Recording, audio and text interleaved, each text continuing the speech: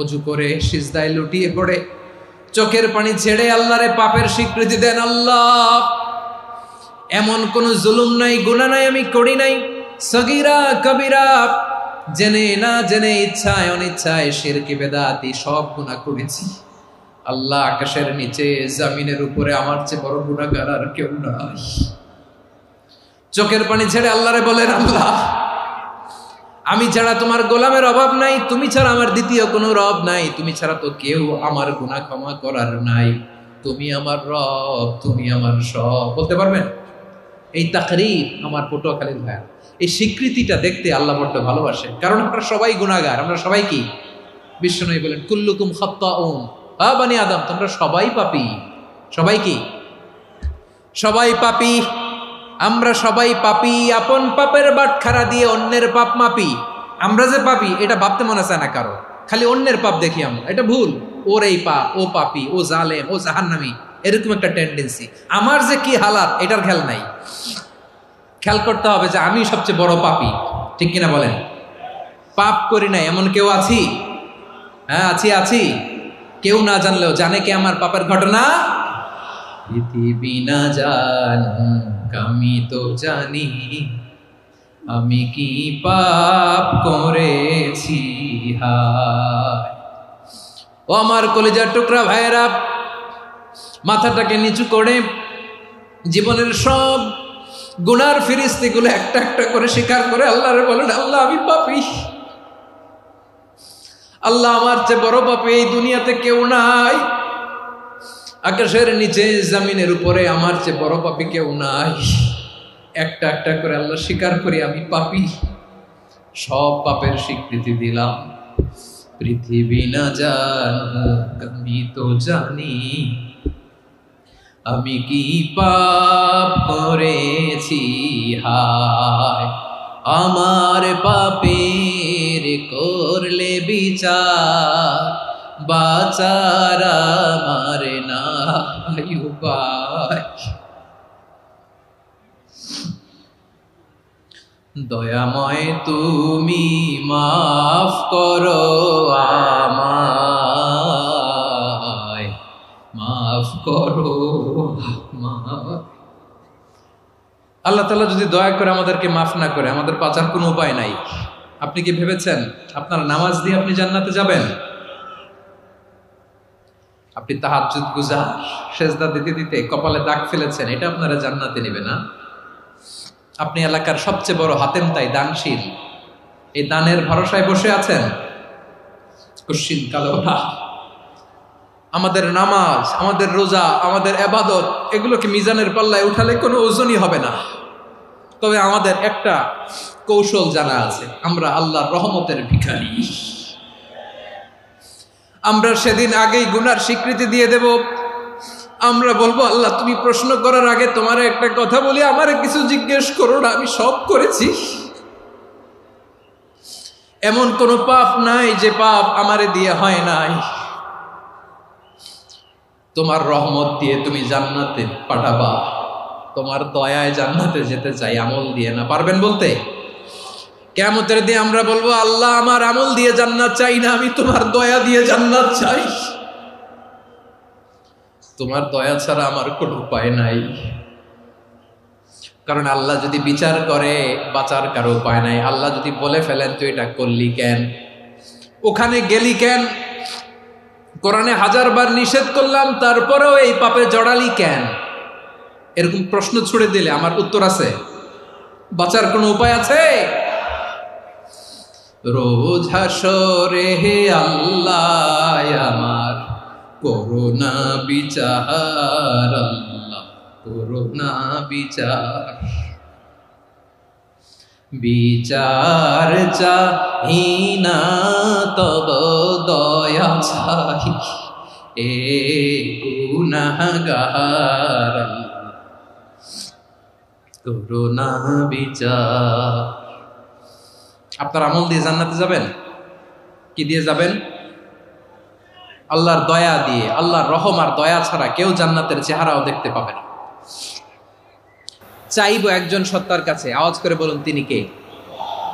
একজন সত্তার কাছে চাইবে, বিশ্বনবী ওনার চাচাতো ভাই আব্দুল্লাহ ইবনে আব্বাস রাদিয়াল্লাহু তাআলা আনহুকে বললেন, ইয়া আব্দুল্লাহ ইবনে আব্বাস, হে আব্দুল্লাহ ইবনে আব্বাস, ইযা সাআলতা ফাসআলিল্লাহ, যখন চাইবে আল্লাহর কাছে যাও। ও আব্দুল্লাহ, যখন চাইবা আল্লাহর কাছে চাও। ওয়া ইযা ইসতাআনতা ফাসতাইন বিল্লাহ, যখন সাহায্য চাইবা আল্লাহর কাছে ফরিয়াদ করো। জেনে রেখো আব্দুল্লাহ, ওয়া'লাম আন্নাল উম্মাতা লাউ ইজতামাআত আলা আন ইয়ানফাউকা বিশাইইন লাম ইয়ানফাউকা ইল্লা বিশাইইন ক্বাদ কাতাবাহু আল্লাহু লাক। ও আব্দুল্লাহ, জেনে রেখো, মনে রেখো, গোটা বিশ্বের সবাই মিলে যদি তোমার উপকার করতে চায় ততটুকুই তারা করতে পারবে যতটুকু আল্লাহ তোমার নসিবে সেটা লিখে রেখেছে। ঠিক কিনা বলেন?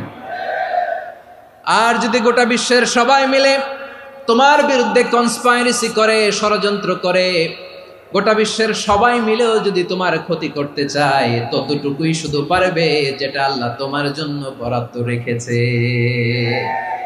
যতটুকু আল্লাহ তাআলা তোমার জন্য বরাদ্দ রেখেছে অতটুকুই ক্ষতি করতে পারবে, আর এক চুল বেশিও করতে পারবে না, কমও করতে পারবে না। চিল্লায় বলেন ঠিক কিনা?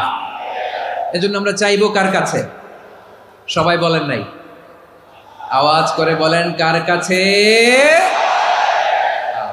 সব সময় আমরা আল্লাহর কাছে চাইবো, বিপদে আপদে, সুখে দুঃখে, সচ্ছল অবস্থায় অসচ্ছল অবস্থায়, পরাজয়ের সময় বিজয়ের সময়, সব সময় আমরা ভরসা রাখবো কার উপর?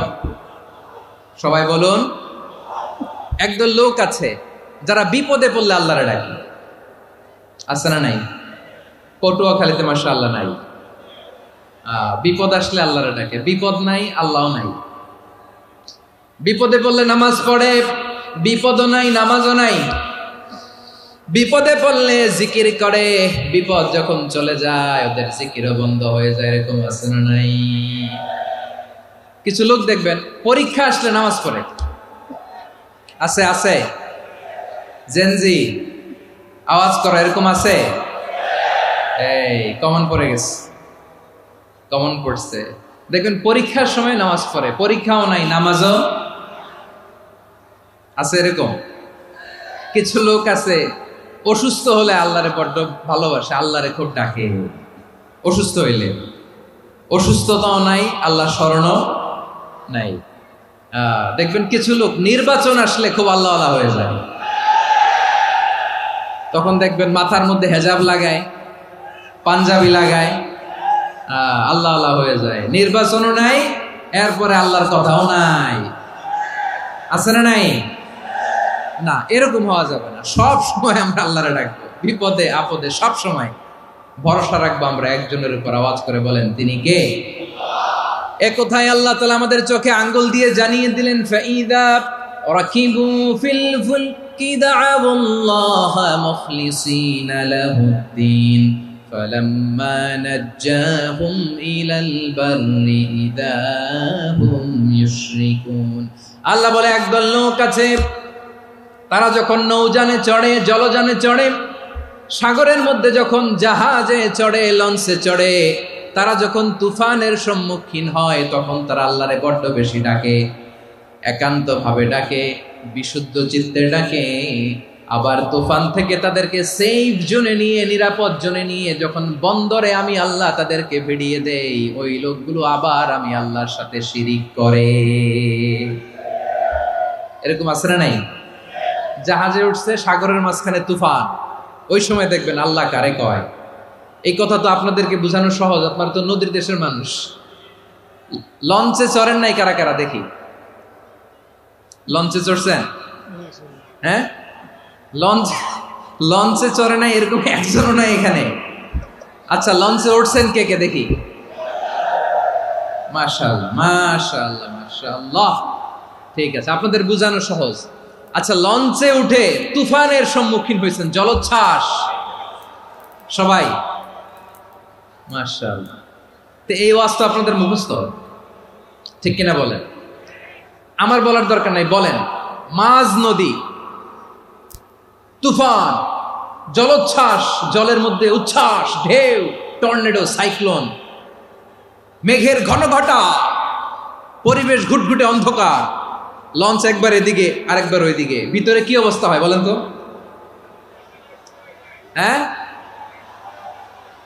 তখন মুসলিমও আল্লাহরে ডাকে, হিন্দু আল্লাহরে ডাকে, ঠিক কিনা বলেন? আস্তিক আল্লাহরে ডাকে, নাস্তিক আল্লাহরে ডাকে, ঠিক কিনা? লঞ্চের ভেতর, স্টিমারের ভেতর কান্নারে রোল পড়ে যায়, চিৎকারের রোল পড়ে যায়, সবার মুখ দিয়ে শুধু একটা আওয়াজ, লা ইলাহা লা ইলাহা লা ইলাহা সুবহানাল্লাহ আলহামদুলিল্লাহ লা ইলাহা। আল্লাহ নামের জিকির করবে যারা, আল্লাহর কাছে প্রিয় তারা, আল্লাহর কাছে প্রিয় যারা, জান্নাতে প্রবেশ করবে তারা, জোরে লা ইলাহা লা ইলাহা ইল্লাল্লাহ লা ইলাহা ইল্লাল্লাহ মুহাম্মাদুর রাসূলুল্লাহ সাল্লাল্লাহু আলাইহি ওয়াসাল্লাম। আমার প্রিয় পটুয়াখালীবাসী, তাহলে লঞ্চের ভেতরে যখন আমরা তুফানের মধ্যে পড়ি, তখন সবাই মিলে আমরা একটা নামে